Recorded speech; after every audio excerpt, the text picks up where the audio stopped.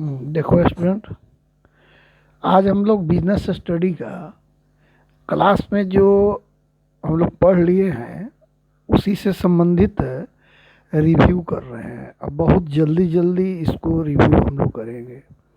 हम लोग क्लास में क्या क्या पढ़ लिए हैं, तो मैनेजमेंट के बारे में पढ़े हैं। सबसे पहले मैनेजमेंट क्या है, तो management is the process of conducting a set of functions, that is planning, organizing, staffing, directing and controlling to get the work done in an efficient and effective manner। अर्थात प्रबंध किसी कार्य के एक श्रृंखला को इस तरह करने की प्रक्रिया है जिससे कोई भी कार्य किसी भी संस्थान में कुशल और प्रभावी ढंग से हो सके। तो प्रबंध के विषय में हम लोग क्लास में पढ़े हैं। हिंदी में भी जो लोग हिंदी वाले हैं वो हिंदी में अपने किताब से उतार लेंगे और पहले भी पढ़े हैं। हम तो ये रिव्यू करा रहे हैं। इसके बाद है स्टूडेंट फीचर ऑफ मैनेजमेंट। तो फीचर का मतलब होता है विशेषताएं। यही कि management is goal oriented process, management is all pervasive, मतलब लक्ष्य अभिमुखी, सर्वव्यापक, मल्टी डायमेंशनल। मैनेजमेंट क्या है? मल्टी डायमेंशनल है। मल्टी डायमेंशनल का मतलब बहुआयामी है। प्रबंध कंटिन्यूअस प्रोसेस है। Management is continuous process. Management is dynamic function. Dynamic का मतलब होता है गतिशील क्रिया। डायनामिक फंक्शन का मतलब गतिशील क्रिया। Management is an intangible force. Intangible force का मतलब होता है यह एक इनविजिबल फोर्स भी इसको हम कह सकते हैं। अर्थात we can't see management. Management को हम देख नहीं सकते, छू नहीं सकते। मैनेजमेंट कोई ठोस वस्तु नहीं होती है। मैनेजमेंट किसी कार्य के करने के एक प्रक्रिया और एक ढंग का नाम है। प्रबंध है तो कोई भी कार्य करने के जो ढंग होते हैं तो उस ढंग को देखा नहीं जा सकता। कार्य को देख सकते हो, क्रिया जो हो जाएगी तो फिर आउटपुट देख सकते हो, लेकिन कार्य करने के जो ढंग हैं तो उसी को हम बोलते हैं इनटेंजिबल फोर्स, अदृश्य शक्ति इसको कह सकते हो। तो स्टूडेंट इसको याद करना बहुत आसान है कि प्रबंध लक्ष्य अभिमुखी है, प्रबंध बहुआयामी है, प्रबंध एक लगातार चलने वाली प्रक्रिया है, प्रबंध एक गतिशील क्रिया है, प्रबंध एक अदृश्य शक्ति है, प्रबंध बहुआयामी है। मतलब ये आप पढ़े हो क्लास में। ऑब्जेक्टिव में हम लोग 3 ऑब्जेक्टिव इसका पढ़े थे। Organisational objective, social objective, individual objective, मतलब संगठनात्मक उद्देश्य, सामाजिक उद्देश्य एंड व्यक्तिगत उद्देश्य। प्रबंध के ये 3 उद्देश्य है। आप लोगों को ऑलरेडी क्लास में पढ़ाया गया है स्टूडेंट। मैं पढ़ाए हुए को रिपीट कर रहा हूँ। अब मैं इसको ज़्यादा एक्सप्लेन नहीं करूँगा। मैं तो जो लड़के नहीं पढ़ पाए होंगे क्लास में उनके लिए डाल रहा हूँ कि ताकि वो अपना नोट बना ले, इसको समझ ले। चलिए, इम्पोर्टेंस आप पढ़े होंगे कि प्रबंध का महत्व क्या है। देखिए स्टूडेंट, इसका महत्व है management help in achieving goal group, मतलब ग्रुप गोल। ये समूह लक्ष्य को प्राप्त करने में ये सहायता करता है। जैसे किसी संस्था में हजारों लोग कार्य करते हैं, कंपनियों में हजारों लोग कार्य करते हैं, क्रिकेट के मैदान में 11 प्लेयर कार्य करते हैं, हमारे देश में करोड़ों लोग रहते हैं, हमारे परिवार में 2, 4, 10 लोग रहते हैं, हमारे गांव में हजारों लोग रहते हैं। आखिर सबको प्रबंधित ढंग से कैसे रखा जाए और सब लोग अपने एक तरीका से कैसे रहें और जो कार्य जो कर रहे हैं उसको कैसे अपने उद्देश्य को हासिल करें, तो इसके लिए ग्रुप गोल उसी को कहते हैं कि सबका एक ही उद्देश्य है। जैसे क्रिकेट के मैदान में जो प्लेयर खेलने गया उसका एक ही उद्देश्य है, मैच को जीत लेना है, ठीक है ना।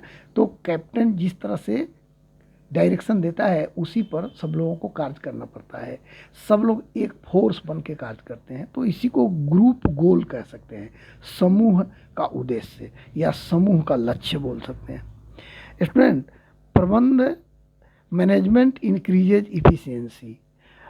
किसी भी क्रिया को जब आप व्यवस्थित होकर प्रबंधित होकर करेंगे तो आप में कुशलता बढ़ जाएगी, कार्य करने की आपका जो ढंग होगा वो अच्छा हो जाएगा। Management creates a dynamic organisation. कोई भी प्रबंध जहाँ, कोई भी संगठन जहाँ प्रबंध लागू है तो वहाँ के जो संस्था होती है वो संस्था एक तरह से नए लुक में आधुनिक गतिशील ऑर्गेनाइजेशन का उसको नाम दिया जाता है। अर्थात वो हर परिस्थितियों से लड़ने लायक बन जाता है, तो उसी को बोलते हैं स्टूडेंट डायनामिक, मतलब आधुनिक संगठन तैयार करता है। Management help in achieving personal objective. देखिए, संस्था में कार्य करने वाले जो भी लोग हैं उन सबका अपना अपना उद्देश्य होता है। जितने भी स्टाफ होते हैं काम करने वाले, सबका अपना भी उद्देश्य, तो संस्था का उद्देश्य तो पूरा ही होता है, लेकिन साथ ही साथ संस्था में कार्य करने वाले हजारों जो वर्कर्स हैं उनके भी अपने उद्देश्य पूरा होते हैं। उनका उद्देश्य क्या है? विकास करना, प्रगति करना और धन कमाना, तो उसको विकास कहते हैं। पर्सनल ऑब्जेक्टिव भी फुलफिल होता है। तो management help in the development of society. इससे हमारे समाज का भी विकास होता है, क्योंकि प्रबंध अगर कंपनियों में है तो लाभ ज़्यादा कमाएगी, तो कंपनियां टैक्स ज़्यादा देगी, तो उससे हमारे जो भी देश, जिस देश में कंपनियां ज़्यादा धन कमाती है, विकास करती है, उस देश का समाज भी काफ़ी आगे बढ़ जाता है, क्योंकि कंपनियां टैक्स देती है तो उसी हिसाब से टैक्स देती है जिस हिसाब से उसको लाभ होता है। तो आई थिंक इससे समाज में भी विकास होगा। नेचर ऑफ मैनेजमेंट, तो नेचर के लिए हम लोग पढ़े हैं कि प्रबंध की जो प्रकृति है वो कितने हैं? 3 है। Management is a science, management is an art. तो प्रबंध एक विज्ञान है। विज्ञान क्यों है? क्योंकि इसमें सिस्टमेटिक बॉडी ऑफ नॉलेज, विज्ञान में क्या होता है, एक किसी भी ज्ञान का एक समूह जो होता है वो सिस्टमेटिक होता है। प्रिंसिपल्स बेस्ड ऑन एक्सपेरिमेंट, जो भी ज्ञान होता है वो प्रिंसिपल बेस्ड होता है, उसका फॉर्मूला होता है, एक्सपेरिमेंट करके देख के तब जाके उसको फॉर्मूला दिया जाता है। Student, management as an art, art का मतलब होता है थ्योरेटिकल नॉलेज होता है, ठीक है ना। तो कोई भी ज्ञान अगर होगा, सिस्टमेटिक ज्ञान अगर आपको होगा तो आप उसका प्रयोग भी अच्छा से कर पाएंगे। यही इसीलिए इसको आर्ट भी कहते हैं और इसको साइंस भी कहते हैं। Management is as a profession, प्रबंध एक पेशा भी है, ठीक है स्टूडेंट। अब आ जाइए, लेवल के बारे में हम लोग पढ़ाए थे क्लास में, ठीक है स्टूडेंट। एक चार्ट बनाए थे आपको, ये इस तरह चार्ट बनाए थे, लेवल, ठीक है। लेवल में क्या होता है, लेवल ऑफ मैनेजमेंट में, कि टॉप लेवल, मिडिल लेवल और लोअर लेवल, 3 को होता है ना। तो टॉप लेवल में कौन कौन आते हैं?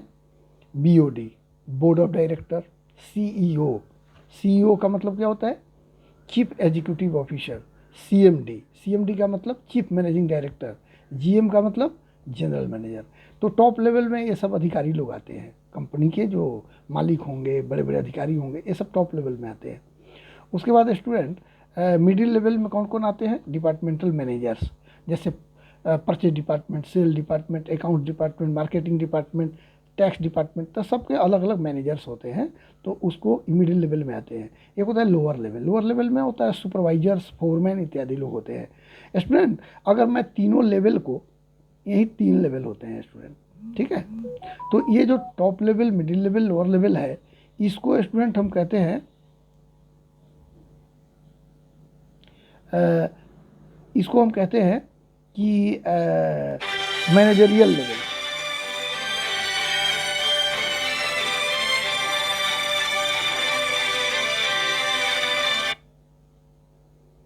इसको बोलते हैं मैनेजरियल लेवल। वो नॉन मैनेजरियल लेवल होता है। मैनेजरियल लेवल नॉन मैनेजरियल में नीचे है, प्लेटफॉर्म एरिया इसको बोलते हैं, यहाँ वर्कर होता है, ठीक है। तो जिसमें supervisor, departmental manager, bank BOD, CEO, CMD, GM होते हैं, ये सब आपके मैनेजरियल लेवल में आते हैं। लेकिन नॉन मैनेजरियल लेवल में आपके वर्कर्स लोग होते हैं संस्था में। Student, function of management, function तो आप पढ़े हो कि फंक्शन ऑफ ईच लेवल। चलो, फंक्शन ऑफ ईच लेवल में आपके टॉप लेवल में क्या होता है? डिटरमाइनिंग ऑब्जेक्टिव, उद्देश्य को निर्धारित करना, पॉलिसी को निर्धारित करना, क्रियाओं को निर्धारित करना और बजट बनाना, ये सब आता है टॉप लेवल में। मिडिल लेवल में क्या आता है? इंटरप्रेटिंग पॉलिसी, मतलब टॉप लेवल द्वारा बनाए गए नीतियों का, नियमों का ये व्याख्या करते हैं। अपॉइंटिंग इम्प्लाइज, इशूइंग इंस्ट्रक्शन, अर्थात मिडिल लेवल का क्या काम है कि ये पॉलिसी को इंटरप्रेटेट करते हैं, अर्थात उसको व्याख्या करते हैं। एम्प्लाई का अगर कहीं भर्ती करने की ज़रूरत हो तो वो करते हैं। उसके बाद में निर्देश देते हैं और कर्मचारी को मोटिवेट करते हैं। ये मिडिल लेवल का काम है। और लोअर लेवल का काम है स्टूडेंट कि सबमिटिंग वर्कर्स ग्रीवांसेज, जो भी वर्कर्स का डिमांड होता है, उनकी मांग होती है, उनकी जो भी डिमांड होती है उसको लेवल इसको पूरा किया जाता है, ठीक है। इंश्योरिंग प्रॉपर वर्किंग इन्वायरमेंट, अच्छा इन्वायरमेंट बनाना संस्था में ताकि वर्कर अच्छा से कार्य कर सके। Ensuring safety of worker, worker के सेफ्टी प्रदान किया जाता है।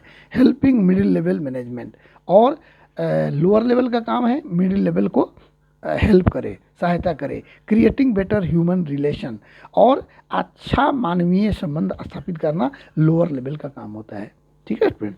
उसके बाद ये तो हो गया आपका तीनों लेवल का जो कार्य है वो है, ठीक है ना। अब आ जाइए function of management. Function of management तो सबसे पहले ही हम पढ़ा दिए थे कि प्लानिंग, POSDC इसका जिसका नाम दिए थे, planning, organising, staffing, directing, controlling, ये सब किताब में देख लीजिएगा, ठीक है स्टूडेंट। हम क्लास में ये सब डिस्कस किए हैं। प्लानिंग का मतलब क्या है, एक एक लाइन में आंसर लिख लीजिएगा, आपके किताब में दिया हुआ है, ठीक है। और ज़्यादा लंबा चौड़ा नहीं। प्लानिंग क्या है, ऑर्गेनाइजिंग क्या है, स्टाफिंग क्या है, डायरेक्टिंग क्या है, कंट्रोलिंग क्या है। फिर है कोऑर्डिनेटिंग, है कोऑर्डिनेशन, ठीक है स्टूडेंट। कोऑर्डिनेशन का मतलब होता है कि कोऑर्डिनेशन मेक्स 2 + 2 = 5 पॉसिबल, अर्थात 2 + 2 = 4 होता है। लेकिन जहाँ पर समन्वय है, समन्वय का मतलब होता है स्टूडेंट, कोऑर्डिनेशन का मतलब होता है, समन्वय का मतलब आपसी तालमेल होता है। तो जहाँ पर भी समन्वय हो वहाँ पर इम्पॉसिबल काम भी पॉसिबल हो जाता है, ठीक है स्टूडेंट।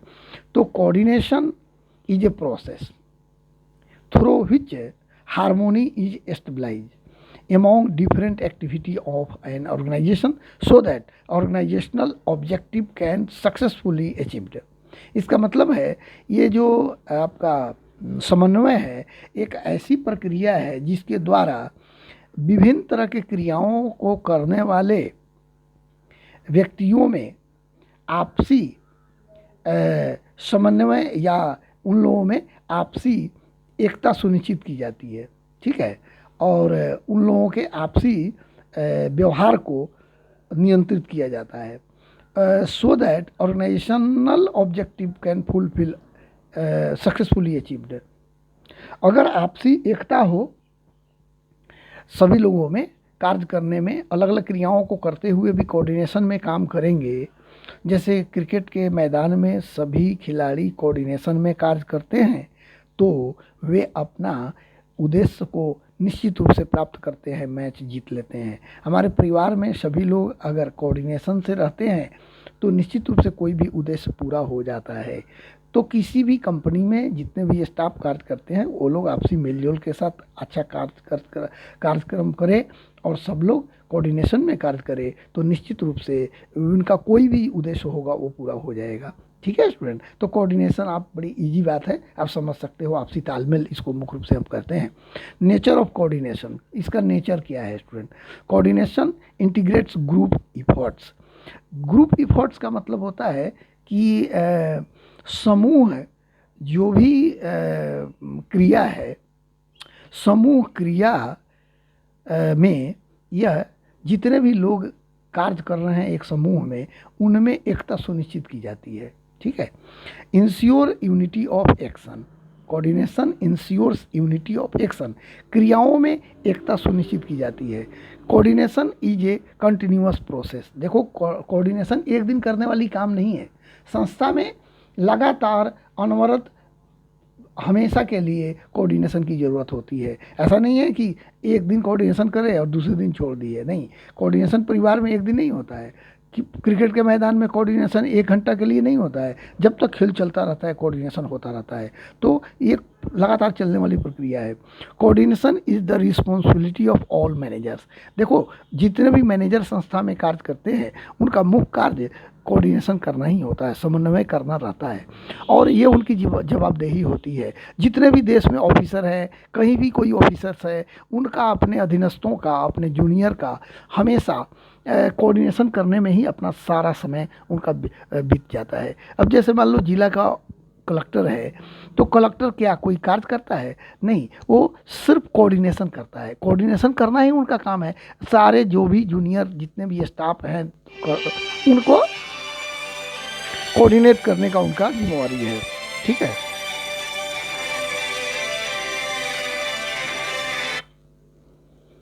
ठीक है। तो इस तरह से coordination is a all pervasive function, ये सभी जगह कोऑर्डिनेशन की ज़रूरत होती है। Okay, thank you.